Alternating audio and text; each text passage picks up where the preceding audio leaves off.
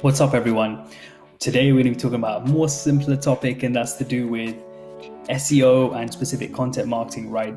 And how you should be positioning your SEO and content marketing strategy so that you're picking the right thing, right? How do we exactly get what we want from SEO and content marketing, right? So the question is, when do you actually need to create top of the funnel content? When do I actually need to create bottom of the funnel content? When do I need to create middle of the funnel content, right? And that's what we're going to be talking about today. So it's actually pretty simple, right? It depends, of course, on your, as a marketer would say, it always depends, but it actually matters on your business goal, right? And what you're actually experiencing at the moment. So as you can see, this chart I pulled from a client report that I made. So let's say that we're going after, let's take a step back and we're looking at auditing the company, right? We're looking at what is the company getting right now? What's the strengths? What's the weaknesses? What's the opportunities and threats, right? If we look at it from a SWOT standpoint.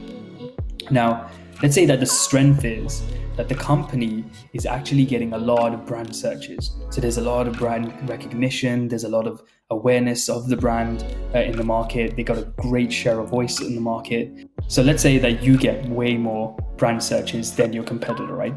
You should be actually using that to your advantage and saying to yourself, hey, well, if I'm already getting a ton of traffic through brand search and we're lacking leads, then maybe I ought to focus on middle of the funnel content or bottom of the funnel content, right? I need to focus on generating leads. Therefore, I should be creating something like a lead magnet. I should be creating something like a tripwire offer, right?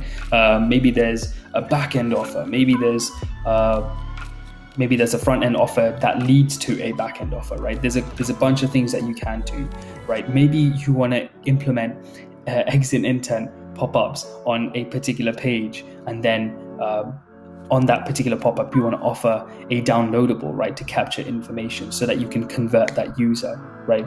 Those are the sort of things that you should be thinking about when you're actually trying to compare the difference between should I create top of the funnel content first, or should I create, oh, there's a damn fly, just get out of here. Should I create top of the funnel content first, or should I create middle or bottom of the funnel content, right? You really need to assess it based on what's happening in the business. So if you're not getting a lot of traffic, and no one's really heard of you, then what you need to do is identify those top of the funnel pieces of content, right? So looking at the long game, right? So actually understanding, hey, well, my ToFu pieces of content, ToFu be at top of the funnel, of course, guys. My ToFu pieces of content actually are going to use the right keywords. We're going to target the right keywords that everyone already talks about, but they're just not associated with that brand, right? And we're going to try and pull those readers onto the website, and that will be our traffic driver. Then what we want to do is create middle of the funnel content once we've started getting traffic, so that we can convert those users, right? And then you'll do some other CRO best practices, like setting up exit intent or providing particular offers and opt-ins and things like that to go and convert them, right? And then if you have a particular issue around, let's say, the conversion aspect, right? So you find that you're generating leads, but there's actually no one's converting into a customer. Well, guess what? In terms of content marketing and even SEO, you can start to create bottom of the funnel content, which actually helps your sales team as well, right? So they can actually go ahead and convince those leads to that you're the right fit, you're the right company.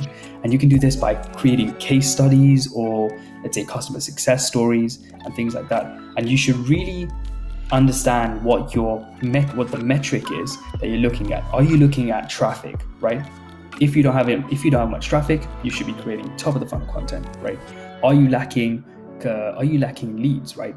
From your strategy at the moment. So you're getting a bunch of traffic, but you're not generating leads.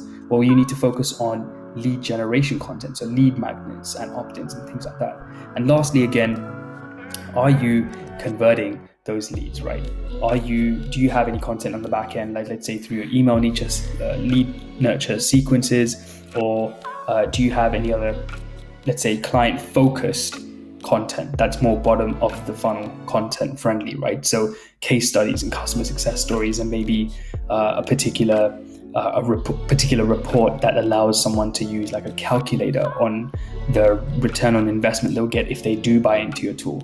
That's how you would actually think about planning the content and planning where you should prioritize your content, right? So that's a bit of a quick one today, guys. I really hope that helped. But it's actually a common difficulty where a lot of marketers and a lot of businesses think about, hey, well, we're running SEO and we want to do content marketing, but where do we start? And the best place to start is to look at the metrics and understand what you don't have and what you do have, and then prioritize accordingly. Anyway, if you guys liked the video, smash the like button and subscribe to the channel. Otherwise, I'll see you guys in the next video. Take it easy. See you soon.